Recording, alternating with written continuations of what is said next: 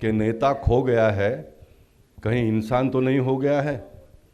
तो मैंने उनको जवाब दिया, हाँ वो इंसान हो गया है और उसका नाम नरेंद्र दामोदास मोदी है।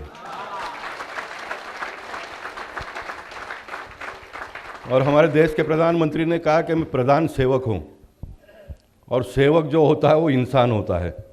वो सवेरे समय पर उठता है, दिया हुआ पूरा काम करता है, पूरा समय काम करता है, चिंता करते रहता है देश का, देशवासियों का, देश का और देशवासियों का नहीं तो आने वाले पीढ़ी का जो चिंता करता है उसका नाम नरेंद्र दामोदास मोदी है। और मुझे इस बात का गर्व है कि मोदी जी ने इस बार उत्तर मुंबई का नेतृत्व करने के लिए पीयूष गोयल जी को यहाँ पर भेजा। और पीयूष गोयल जी ने आते ही, जो मेरा टची विषय है, आप सबकी जानकारी के लिए, पीयूष गोयल जी को भी पूरा पता नहीं होगा, मैं बचपन में अप्रेंटिसशिप करके टर्नर, फिटर, वेल्डर, डायमेकर और साइनाथ इंजीनियरिंग नाम की मेरे एक यूनिट 30 साल मैंने चलाई। और आने वाले दिनों में हजारों ऐसे अप्रेंटिसशिप करते हुए स्वयं के पैरों पर खड़ा होकर आत्मनिर्भर बने, उसके लिए उन्होंने कांदुली में एक सेंटर खोल दिया जिसका उद्घाटन हो गया, जिसमें बहुत सारे बच्चों को सीखने के साथ में पगार भी मिल रहा है। इस प्रकार की व्यवस्था हुई है। बहुत ही कम समय में बोरीवली में एक सेंटर खुलने जा रहा है, और मैंने उनसे डिमांड किया है कि हम मलाड में भी एक सेंटर खोलेंगे, और उसके लिए भी उन्होंने अनुमति दी है। मैं चाहता हूं कि मलाड का डेवलपमेंट आने वाले दिनों में बोरीवली जैसा हो। बोरीवली में डेवलपमेंट प्लान के 99% रोड फुटपाथ के साथ हमने पूरा किया, 99%। मुंबई में बहुत ही कम ऐसा विधानसभा क्षेत्र होगा जिसमें डेवलपमेंट प्लान में बताए गए सभी रास्ते बने, सभी बड़े रास्ते, सभी चौड़े रास्ते, सभी फुटपाथ के साथ। और आज बोरीवली दूसरे फेज़ पर रीडेवलपमेंट के लिए जब आगे बढ़ रहा है, तो बोरीवली में मकानों का रेट 50-55 हज़ार तक पहुंच गया है, 50-55 हज़ार का। कभी कभी लोग डेवलपमेंट की बात करते हैं तो रोड की बात करते हैं, स्ट्रॉन्ग वाटर ड्रेन की बात करते हैं, अच्छे रोड की बात करते हैं, गार्डन की बात करते हैं, प्लेग्राउंड की बात करते हैं। ये तो सारा होना ही चाहिए, लेकिन मैं एक जनप्रतिनिधि के नाते मैं मेरे मतदाताओं को क्या दे सकता हूँ, तो इसका मैंने पूरा प्रयास किया जीवन भर। कोई एक व्यक्ति अगर कोई फैक्ट्री में जॉब करता है, सर्विस करता है, तो उसको रिटायरमेंट के समय पर 10 लाख 15 लाख रुपए मिल जाते, तो वो एक अपना रिटायरमेंट के बाद का एक एसेट मानता है।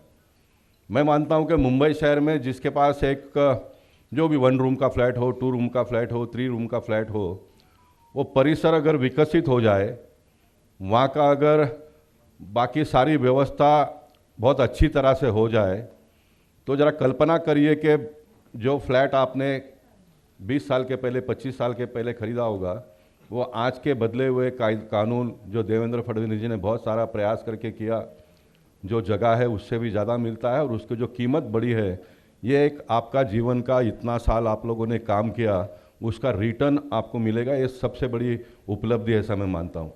और जैसे बोरीवली में हुआ वैसा मलाड में हमको करना है। मलाड एसपी रोड का वाइंडिंग हमने कर दिया, स्टेशन रोड का वाइंडिंग किया, चारको मारवे रोड जंक्शन से लेके मारवे बीच तक का रोड पूरा वाइंडिंग हो गया पूरा। और मलाड में भी इन दिनों में स्टेशन रोड के पास मैं देख रहा हूँ कि पतरे लगने लग गए, बिल्डर लोग आने लग गए। देखिए, रोड एक बार खुल जाता है तो बॉटल नेक खुल जाता है, बॉटल नेक खुल जाता है तो फिर सारी बातें आगे बढ़ने लगती है। तो मलाड का भी आने वाले दिनों में बड़े पैमाने पर डेवलपमेंट हो, ये हम सबका प्रयास है, वो हम करेंगे। पीयूष जी के नेतृत्व में जो भी डेवलपमेंट कंट्रोल रूल में जो केंद्र सरकार के माध्यम से हो, महाराष्ट्र सरकार के माध्यम से हो, बहुत सारे एनवायरनमेंट क्लियरेंस के उन्होंने रास्ते खोल दिए हैं, वो अपने भाषण में बताएंगे। तो ये हमको आने वाले दिनों में करना है। और दूसरा मेरा टची विषय जो है, मुंबई को झोपड़पट्टी मुक्त बनाना। देश के प्रधानमंत्री मुंबई में आए थे तो वो कहकर गए कि हमको मुंबई को वर्ल्ड क्लास सिटी बनाना है, और अगर हमको मुंबई को वर्ल्ड क्लास सिटी बनाना है तो मुंबई शहर में से हमको झोपड़पट्टी मुक्त करना पड़ेगा। ये झोपड़पट्टी मुक्त की भी जब मैं बात करता हूँ तो मेरे साथ में काम करने वाले कुछ लोग थोड़ा चल बिचल हो जाते हैं। उनका ये सोच है कि हमारा वोटर जो है मिडिल क्लास वोटर है, अपर मिडिल क्लास का है, लेकिन मैं उनको बताता हूं कि हमारा वोटर भले मिडिल क्लास और अपर मिडिल क्लास का हो, उनका नाता लोअर मिडिल क्लास के साथ में है। क्योंकि सवेरे उठने के बाद में हमको सबसे पहले चाय पीनी पड़ती है। वो चाय का दूध का पैकेट वो झोपड़पट्टी का बच्चा ला कर देता है, तब हम चाय पीते हैं। चाय पीकर जब हमको पेपर पढ़ना पड़ता है देश और दुनिया की खबरें जानने के लिए, तो सवेरे 4 बजे ठंडी हो बारिश हो तो वो झोपड़पट्टी का बच्चा पेपर ला कर देता है। तो जब हम तैयार हो जाते देश और दुनिया की खबरें पढ़कर, और नहा धो के तैयार होकर जब दुकान मकान फैक्ट्री पे जाना है, तो ड्राइविंग गाड़ी चलाने वाला वो झोपड़पट्टी वाला होता है। सवेरे उठने से लेकर रात को सोने तक घर का सब खाना पीना होने के बाद में बर्तन मारने वाली जो बहन मेरी आती है वो झोपड़पट्टी से आती है।